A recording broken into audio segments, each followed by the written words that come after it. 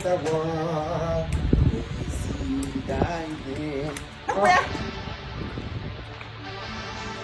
Hey! Maggi, you know, you a hotel. Don't be surprised. Why won't I have? Why won't I have this? You are surprised. You more one ne. You know, you a hotel with it. So yeah, we should. So So this is true. I'm going to give you church praises. I'm not some shit. You won't walk out. I'm catching a cake again. I don't get it. You get everything. You understand me perfectly well, Imo. You understand me? I understand you. I live in a hotel. We try out the point of contention. I don't want you to be in a hotel. Give that too. Now the person when we are supposed to ask you, when do you find come for hotel? Hey, hello, one mother protagonist. Eh? What have you come to do into the hotel? Talk to me, let me know. Give them a hotel, touch them again. You want to school anyway? Now because when we are supposed to ask you, how are you going to give? It actually may ultimately share them the less I see, the less I see. Good job, them.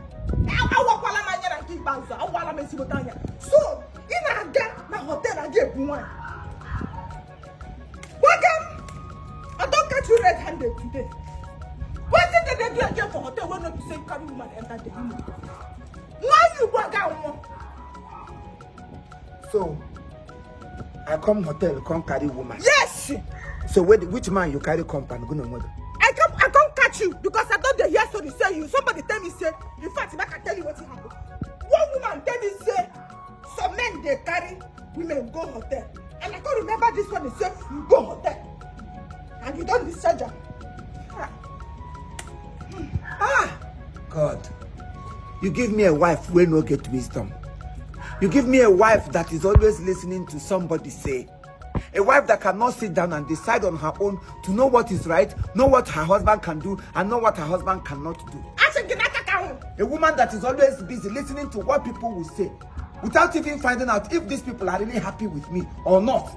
If these people are really trying to scatter my home, if these people are really trying to contribute positively to my home or contribute negatively to my home. Just hear yourself. At your age, at this era, at this age, how long have we been living together?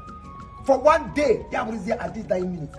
I not carry woman. If I carry woman enter hotel, now every man will carry woman enter hotel, they go do bad thing. I'm asking you, you they look me like you say you drink Indosi.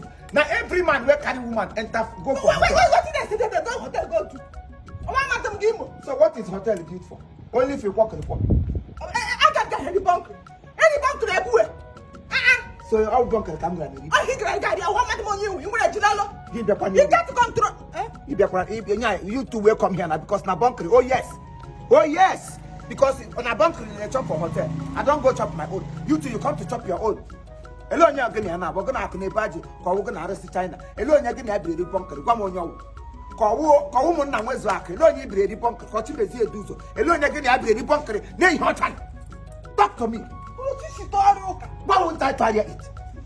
Why won't I tell you it? I'm going to bunker. I'm not here, okay. I You are.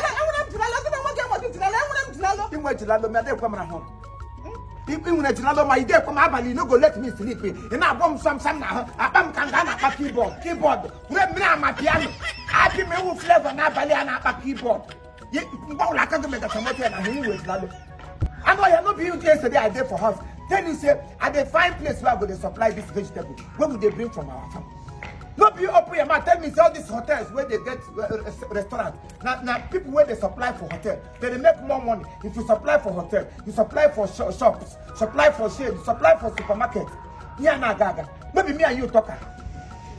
This morning, say make I come meet the manager of this place. I don't come here yesterday. Tell me say make I come back. When you are now back, I know thing they say no go to Monday. Business and about all business IQ men, all him when you need. But your only business is concrete. We got lucky. I go buy pants. As I reach that place, they open their pants and bra. Women food there. Other women pack motor, they food for the woman shop. They come, they talk. Say, Aki Yelumoke. Akabuni yenu nwoke buru nwoke gacha bata si na o jere ebe dị otu a na ikwete ikpochiri gaga dig ye find ya out mepe phone ye check ihe niile n'ọta dị ga shimata so one so mwani anya dizile dog otu ka ọwụrụ maka sị m ntutu dog ihe ọwụrụ ime ogbara m nkwete say make I open eye so I can't remember say you go hotel this one I no come trust you again so Irilano ajai na. Asa iri dol. Kita ibilana ajai mopo. Nwanyi ike. Don ka mighty. Irilano dol pia. Asige mepanya. Akinyelu nwoke. A man that married you. A man or woman who's supposed to be on top. A man supposed to be the head. But not maybe in so many negative things. I've never shown you negativity before. I've always been positive. I've always told you or tell you how it is. At this point in time, because of Wakarikabra and Apant, now you have decided to change and listen to outsiders. But if at my age I don't know what is right and wrong, that means I will be a fool forever. Any man at my age and the level of understanding and the level the society is going now, any man that is not that has not gone home, sit himself down, ask yourself question, tell yourself what you should be doing and what you should not do. Minus and plus. Live your life because your family is number one. Every other thing in the family is first. You're supposed to sit down, know what your family wants, what will bring your family to the top, and what will bring your family to down. Because a lot of all those women who are advising you, they are not happy that you are living in peace with your husband. Exactly. Don't look at me as if I'm talking nonsense. They are not happy. The earlier you understand that, the better for you. You are married local. You are married local. You are married local. You are hotel. And then why you not talk about? Have I seen any woman that's sweet past you? You want to talk a honey, I talk a sugar. After I go leave you, within that woman gets where my wife is. It's okay, let me go home. Trust is very important too. Don't listen to outsiders. In anything and any moment you step out to listen to, they will scatter your marriage for you. The person will come out on social media. Mama, if you come on, nearly advice.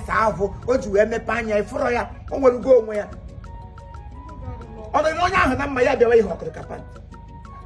Come on, dear, where's what my dear one or Capant? Then they are done. I hope Capant and Dutch if you forgot the guy I want. Huh?